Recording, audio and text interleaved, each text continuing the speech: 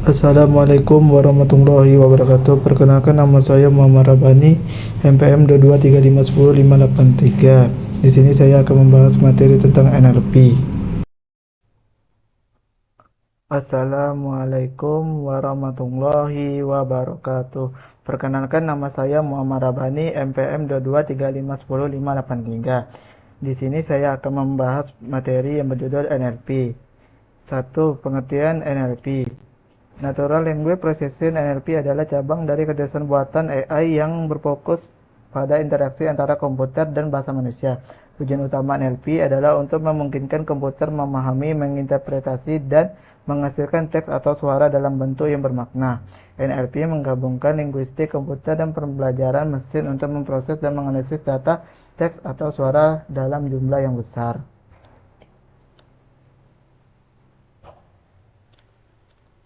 Yang kedua, berikutnya tugas-tugas NLP terbagi menjadi 5 jenis. Yang pertama, tokenisasi. Tokenisasi adalah proses pemecahan teks menjadi unit-unit kecil yang disebut token. Token bisa berupa kata, kalimat, atau karakter tergantung pada tingkat analisis yang dibutuhkan. Contoh, saya belajar NLP menjadi saya belajar NLP. 2. Penghilang stop word. Stop word adalah kata-kata umum dalam bahasa yang tidak memiliki banyak makna penting dalam analisis teks, seperti dan atau di, dari. Penghilangan stop word adalah langkah untuk meningkatkan efisiensi dalam analisis teks.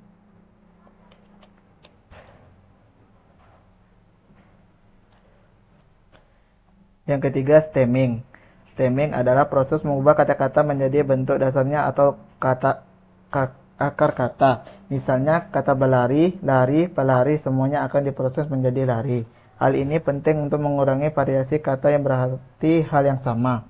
4. Part of speech post-tagging. Post-tagging adalah proses untuk menentukan kategori atau kelas kata dalam kalimat seperti kata benda, kata kerja, kata sifat, dan lain-lain.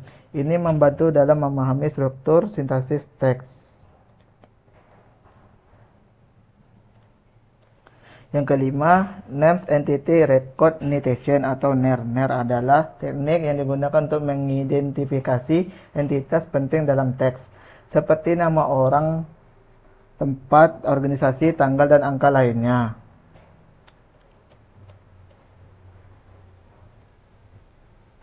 Berikut materi preprocessing teks terbagi menjadi 5 jenis. Yang pertama, lower casing, yaitu mengubah semua kata dalam teks menjadi huruf kecil untuk memastikan konsistensi dalam analisis, misalnya hello dan hello. 2. Tokenization, yaitu proses membagi teks menjadi kata-kata atau frasa yang lebih kecil agar mudah diproses lebih lanjut. 3. Stemming, yaitu mengurangi kata ke bentuk dasarnya, misalnya running menjadi run.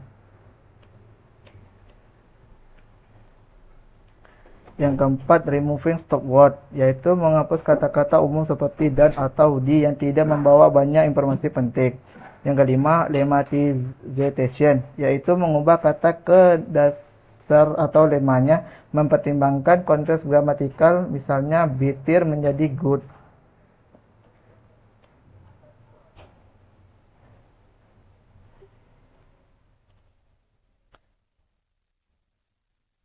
Ya, representasi teks. Representasi teks adalah cara untuk mengubah teks menjadi format yang dapat diproses oleh algoritma komputer. Berikut ada 3 metode representasi teks yang umum. 1. Back of word atau BOW. Representasi ini menghitung frekuensi kemunculan kata dalam teks tanpa memperhatikan untuk urutan kata-kata. Setiap kata menjadi fitur dan nilai fitur adalah jumlah kemunculannya.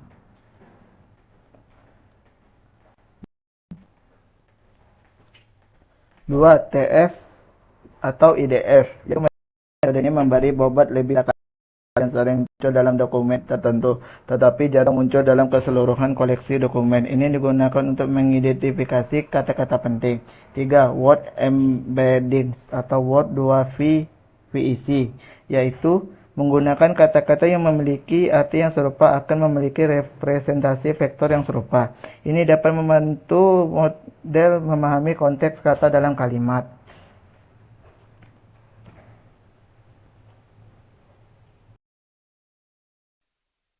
Berikut adalah yaitu materi modeling atau algoritma untuk NLP. Terbagi menjadi tiga. Yang pertama, naive Bayes atau classifier, yaitu algoritma probabilistik yang digunakan untuk tugas klasifikasi seperti analisis sentimen dengan asumsi bahwa fitur-fitur atau kata-kata bersifat independen. Dua, support vector machine yang digunakan untuk klasifikasi dan regresi. SVM dapat digunakan untuk memisahkan data ke dalam kelas yang berbeda dengan menggunakan hyperlink yang optimal. 3. Recurrent Neural Network atau RNN yang digunakan untuk menangani data urutan seperti teks. RNN memiliki memori internal yang memungkinkan untuk memahami konteks kata-kata dalam urutan kalimat.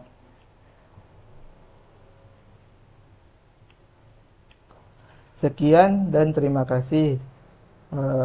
Bila ada kesalahan mohon dimaafkan. Dari saya, wabillahi taufiq wal hidayah. Wassalamualaikum warahmatullahi wabarakatuh. Baiklah, itu saja materi dari NLP. Mohon maaf kalau ada kesalahan. Wabillahi taufiq wal hidayah. Wassalamualaikum warahmatullahi wabarakatuh.